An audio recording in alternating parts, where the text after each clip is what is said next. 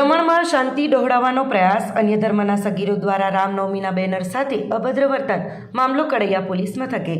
સંઘ પ્રદેશ દમણમાં રામનવમીના પવિત્ર તહેવાર નિમિત્તે શ્રીરામ શોભાયાત્રા સમિતિ દ્વારા કાઢવામાં આવેલી ભવ્ય યાત્રા બાદ શહેરમાં શાંતિ અને સદભાવનાનું વાતાવરણ ડહોળવાનો એક નિંદનીય પ્રયાસ સામે આવ્યો છે. શોભાયાત્રાના સ્વાગત માટે મસાલ ચોક સહિત સમગ્ર દમણમાં વિવિધ સ્થળોએ ભગવાન રામના ભવ્ય બેનરો અને કેસરિયા તોરણો લગાવવામાં આવ્યા હતા. પ્રાપ્ત માહિતી અનુસાર ગત રાત્રે 8 થી 10 વર્ષની ઉંમરના આશરે 4 થી 6 જેટલા અન્ય ધર્મના સગીર બાળકો રખડતા મસાલ ચોક પાસે લગાવેલા ભગવાન રામ અને હનુમાનજીના બેનર પાસે પહોંચ્યા હતા. આ સગીરોએ બેનરને બ્લેડ અને લાકડીઓ વડે ફાડવાનો પ્રયાસ કર્યો હતો, તેમજ બેનર પર લાતો મારી અને થૂકીને હિન્દુ સમુદાયની ધાર્મિક લાગણીઓને દુભાવતું અત્યંત અશોભનીય વર્તન કરીને ત્યાંથી નાસી છૂટ્યા હતા. આ હરકતની જાણ સ્થાનિકો દ્વારા હિન્દુ સંગઠનના સભ્યોને કરવામાં આવતા તેઓએ તાત્કાલિક ઘટના સ્થળના સીસીટીવી ફૂટેજની ચકાસણી કરી હતી. વિડીયો ફૂટેજમાં ઘટનાની સત્યતા સામે આવતા હિન્દુ સમાજમાં ભારે રોષ ફેલાયો હતો અને મોટી સંખ્યામાં લોકો એકત્ર થઈને કડૈયા પોલીસ મથકે પહોંચ્યા હતા. હિન્દુ આગેવાનોએ વહીવટી તંત્ર અને પોલીસ પાસે જવાબદાર તત્વો વિરુદ્ધ કડકમાં કડક કાર્યવાહી કરવાની માંગ કરી હતી. સમગ્ર મામલાની ગંભીરતાને ધ્યાનમાં લઈને પોલીસ દ્વારા આરોપી બાળકો સગીર હોવાથી તેમના વાલીઓને પોલીસ મથકે બોલાવીને સઘન પૂછપરછ અને કાયદેસરની કાર્યવાહી હાથ ધરવામાં આવી છે. હાલ સમગ્ર મામલો પોલીસના નિયંત્રણમાં છે. वो प्रभु श्री राम और हनुमान जी का जो बैनर है उसके ऊपर वो लोग कुछ अभद्र व्यवहार करते हैं और वो लकड़ी डंडे से उसको फाड़ देते हैं और लात भूसे करते हैं. तो मुझे ये समझ में नहीं आता है कि ये 8 से 10 साल के बच्चे के अंदर ये मानसिकता किसने पैदा की है. तो ये आने वाले समय में ऐसे बच्चे आगे जाकर एक ऐसा हुड़दंग मचाएंगे ये हम सोच नहीं सकते हैं.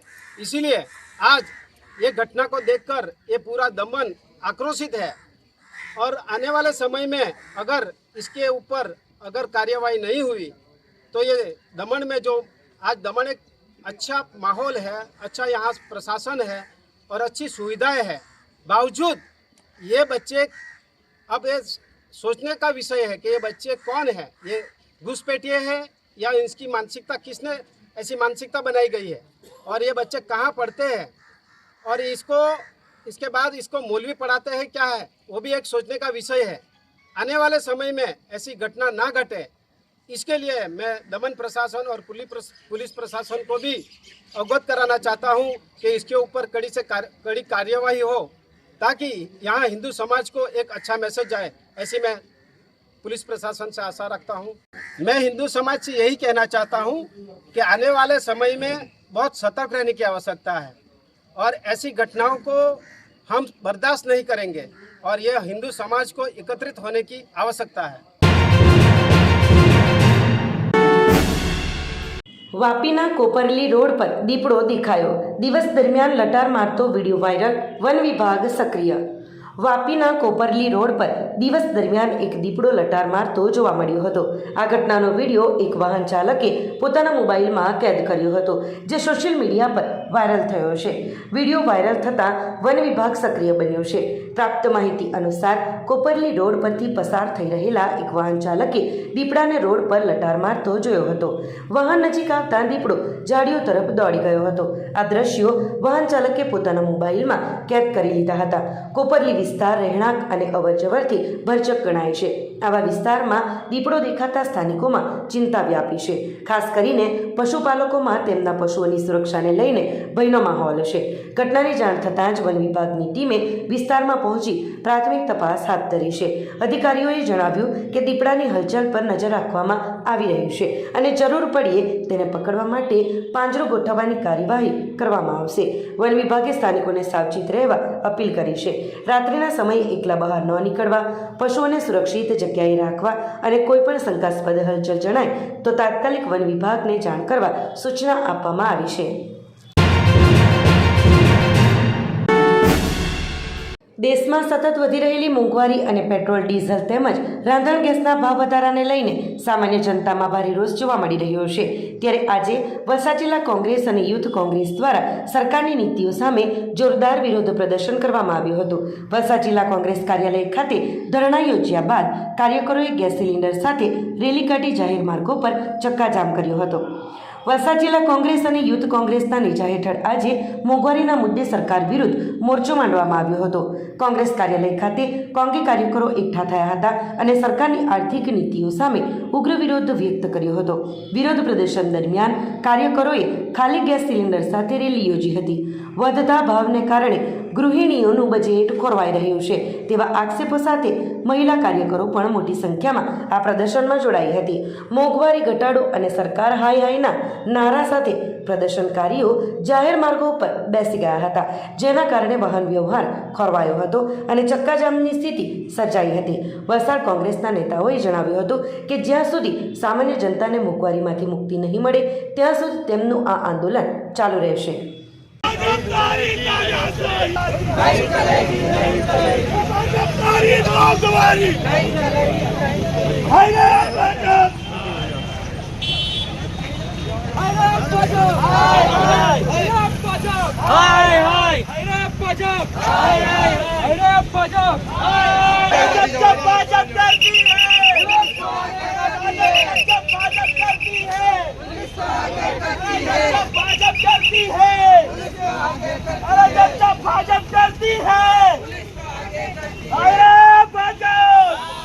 તો સરકાર કહેતી હોય કે અછત નથી, તો પછી તમે જોઈ શકો છો કે નાના નાના થેલાઓ પર જે ચાવાળા હોય કે વડાપાવવાળા જે થેલાઓ છે એ કાં તો બંધ થઈ ગયા છે, કાં તો પછી લાકડાઓ પર કાં તો કોલસા સળગાવીને એ લોકોનો ગુજરાન કરી રહ્યા છે। પેટ્રોલ પંપ પર અછત ના હોય તો પછી કેટલી જગ્યા અમે જોયા છે કે પંપ રાતોરાત બંધ થઈ ગયા હતા। તો અછત નથી તો બંધ આજ સુધી તો થયા નથી, તો કંઈ તો હશે। તો કાં તો સરકાર લોકોને ગેરમાર્ગ પર દોરી રહી છે, કંઈ છુપાવતી છે, કાં તો પછી ખરેખર કંઈ તો છે જ। ને બીજી વસ્તુ ગેસના જે સિલિન્ડરની વસ્તુ છે, તો હાલમાં જ આપણે સુરત સ્ટેશન પર જોવામાં આવ્યું કે કેટલા બધા કામદારો પોતાના ગામે પરત જઈ રહ્યા છે, કેમ કે એ લોકોના માટે જે રાંધણનો ગેસ છે એ ઉપલબ્ધ નથી। તો બનાવશું જ્યારે ગેસ ન હશે તો ખાવાનું કેવી રીતે બનાવશે ને ખાવાનું એ લોકો ખાશે શું? એ લોકો પરત એ લોકોના ગામ પરત થતા છે। તો એનાથી જોવા કન્ફર્મ થાય છે કે ભાઈ અછત છે, કાળાબજારી વધી છે। અને જોજો કે કાળાબજારી વધી છે છતાં ગેસ નથી મળતો। 5,000, 6,000, 7,000 સુધી 500, 350, 400 ને 500 રૂપિયા કિલો પર ગેસનો ભાવ મળે છે। તો એ પણ રોકવા માટે સરકારે પગલાં લેવું જોઈએ।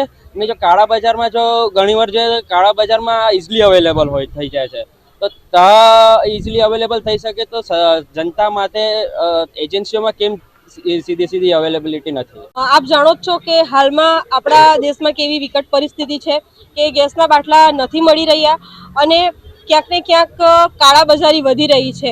એક તરફ કાળાબજારીઓમાં જ્યારે આપણે ગેસના બાટલા લેવા જઈએ છીએ ત્યારે ઇઝીલી આપણને અવેલેબલ થઈ જાય છે, પણ જેમની પાસે જે એજન્સીઓ પાસે આપણે લીગલી લેવાનું હોય છે એમની પાસે જ્યારે આપણે રજૂઆત કરીએ છીએ તો આપણને જણાવવામાં આવે છે કે 35 દિવસ પછી મળશે કે 45 દિવસ પછી મળશે, પણ એ જ રજૂઆત જ્યારે કાળાબજારી પછી આપણે ગેસના બાટલા લેવા જઈએ છીએ તો ઇઝીલી મળી જાય છે અને ત્યાં વધારે પૈસા લઈને બાટલાઓ આપી રહ્યા છે। તો ક્યાંક ને ક્યાંક સામાન્ય જનતા એનો ભોગ બની રહી છે અને સામાન્ય જનતાના ખિસ્સાઓ ખાલી કરી રહ્યા છે। ત્યારે આ સરકારને એટલું જ કહેવું છે કે સામાન્ય જનતા શું કામ કાયમ એનો તમે ભોગ લઈ રહ્યા છે?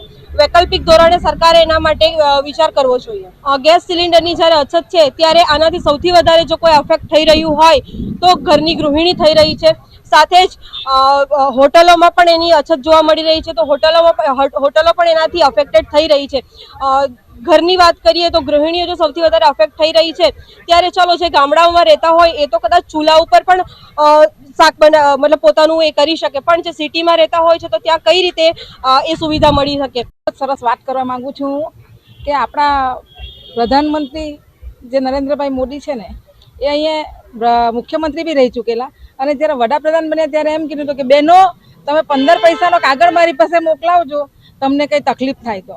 બહેનોએ ઠપ્પા મોદીજીને મોકલાવ્યા કે ભાઈ અમને તકલીફ છે, દરેક વસ્તુમાં તકલીફ આવી છે. આજે જ્યારે બાકી રહેલું તો આ સિલિન્ડરની અછતની વાત આવી છે, દરેક મોંઘવારીની વાત આવી છે. આ સિઝન અનાજ ભરવાની છે, અનાજ ભરવાનું કે બધું દરેક વસ્તુ પર એટલો બધો ભાવ વધી ગયો છે કે ભાવ વધારો ના ચરમસીમાએ જતી રહી એમ કે તો ખોટું નથી, અને હજુ તો વધશે એમ કહે છે. વાત રહી સિલિન્ડરની તકલીફ એટલી બધી છે અને આ વલસાડમાં કાળા બજાર બી એટલા બધા થઈ રહેલા છે. તમે કહેતા હોય તો આપના માધ્યમથી કહું છું કે તમે આવો, તમને અમે બતાવીએ સરકારના માણસોને. પણ સરકારના માણસો આવશે નહીં, કારણ કે એ પોતે જ કાળા બજાર છે, સરકાર જ આખી. એટલા માટે બીજું એક વધારે પડતું કહેવાનું છે મુખ્ય વડાપ્રધાનશ્રીને કે ભાઈ તમારી સરકાર કેન્દ્રમાં બી છે, રાજ્યમાં બી છે, તો પછી આ ગુજરાતની દશા કેવી રીતે આવી થઈ શકે? સિલિન્ડરની અછત કેવી રીતે પડી શકે? પરંતુ આ સરકાર દરેક ક્ષેત્રમાં નિષ્ફળ નીવડેલી સરકાર છે. તમે કોઈ આ મોંઘવારીની વાત કરો કે સિલિન્ડરની વાત કરો કે પેટ્રોલની વાત કરો કે કોઈ બી ક્ષેત્રની વાત કરો, પણ આ સરકાર સદંતર નિષ્ફળ નીવડેલી સરકાર છે. વાપીની રામનવમી શોભાયાત્રામાં યોગીની એન્ટ્રી. યુપીના સીએમ જેવા દેખાતા સાધુ સાથે સેલ્ફી લેવા લોકોની પડાપડી. વાપીમાં રામનવમીના પવિત્ર તહેવાર નિમિત્તે ભક્તિ, આસ્થા અને ઉત્સાહના ત્રિવેણી સંગમ સમાન ભગવાન શ્રીરામની ભવ્ય શોભાયાત્રા નીકળી હતી, જેમાં હજારો રામ ભક્તોએ કેસરી સાફા પહેરીને અને ધ્વજ લહેરાવીને જય શ્રીરામના ગગનભેદી નારાઓ સાથે સમગ્ર શહેરને રામમય બનાવી દીધું હતું. આ વખતની શોભાયાત્રામાં આકર્ષણનું કેન્દ્ર કોઈ રથ કે ઝાંખી નહીં, પરંતુ યુપીના સીએમ યોગી આદિત્યનાથની ડુપ્લિકેટ કોપી સમાન દિલ્હીથી પધારેલા સાધુ યોગી વિજેન્દ્રનાથજી મહારાજ રહ્યા હતા. તેમને જોતાં જ લોકોમાં કુતૂહલ જાગ્યું હતું અને તેમની સાથે સેલ્ફી લેવા માટે રીતસરની પડાપડી થઈ હતી. યોગીજીના આહુબહુ અવતારે પણ રામ ભક્તોના ઉત્સાહમાં વધારો કરતા કહ્યું કે યોગી આદિત્યનાથ આજે આખા દેશમાં આઇકન છે અને વાપીમાં ઉમટેલો આ જનસેલાબ રામ ભક્તિની અસલી તાકાત દર્શાવે છે. શહેરના મુખ્ય માર્ગો પરથી પસાર થયેલી આ યાત્રાનું ઠેર ઠેર ફૂલોની વર્ષાથી ભવ્યાતિભવ્ય સ્વાગત કરવામાં આવ્યું હતું. વલસાડ જિલ્લા પોલીસના અધિકારી યુવરાજસિંહ જાડેજાના જણાવ્યા અનુસાર શહેરમાં 2 મોટી શોભાયાત્રાઓ યોજાઈ હતી અને સૌથી સુંદર વાત એ રહી કે આ આયોજનને શાંતિપૂર્ણ રીતે પાર પાડવામાં હિન્દુ અને મુસ્લિમ એમ બંને સમાજના અગ્રણીઓએ ખભે ખભો મિલાવીને પ્રશંસનીય સહયોગ આપ્યો હતો.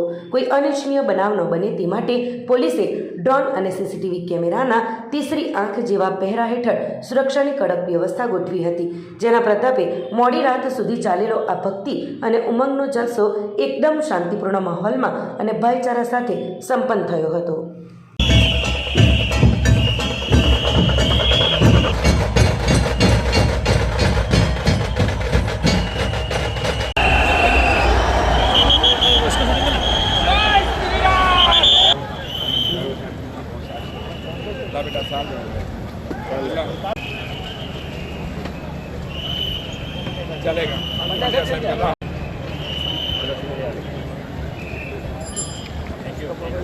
भाई जैसे हर साल रामनवमी मनाई जाती है हमारे हिंदू भाई की तरफ से, इस साल भी रैली निकली बहुत अच्छी तरह से, शांतिपूर्ण. डीएसपी साहब, एसपी साहब और राठौड़ साहब और जितने भी हमारे एलसीबी, एसओजी, जितने भी पीआई और जमादार साहब और उनके कार्यकर्ता आयोजक वाले का बहुत समर्थन मिला.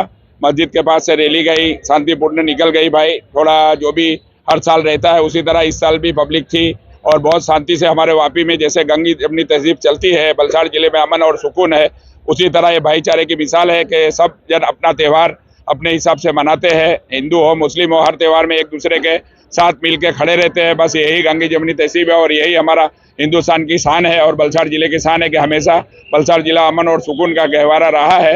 मैं अल्लाह से दुआ करता हूँ कि हमेशा वापी में इसी तरह अमन सुकून, पूरी दुनिया में इसी तरह शांति बनी रहे और इसी तरह पुलिस प्रशासन के साथ मिलकर हम जिस तरह काम करते हैं सबके साथ मिलकर उसी तरह. और मीडिया का मैं सबका शुक्रिया दिल से अदा करता हूँ. वापी मुस्लिम सुन्नत जमात વાપી નગર ખાતે 2 શોભાયાત્રા નીકળી રામનવમીના અનુસંધાનની અંદર. બંને રામનવમીની શોભાયાત્રા છે ખૂબ ધામધૂમપૂર્વક ઉલ્લાસપૂર્વક લોકોએ ઉજવી છે અને આ તમામની અંદર પોલીસ તંત્રની સાથે સાથે નગરપાલિકા, મહાનગરપાલિકાનો તથા વહીવટીનો પૂરો સપોર્ટ મળ્યો છે. આ ઉપરાંત બંને સમાજના આગેવાનો, મુસ્લિમ સમાજ અને હિન્દુ સમાજના આગેવાનોએ પણ એકમેક સાથે મળી ખભા મિલાવી આ પ્રસંગને શાંતિપૂર્વક ઉજવાય તે માટે ખૂબ પ્રયત્ન કરેલ છે અને વલસાડ પોલીસે સતત બંદોબસ્ત રાખી અને ચુસ્ત બંદોબસ્ત હેઠળ આ કોઈ પણ અનિચ્છનીય ઘટના બનાવ વગર આ પ્રોસેસ ચાલી રહ્યા છે.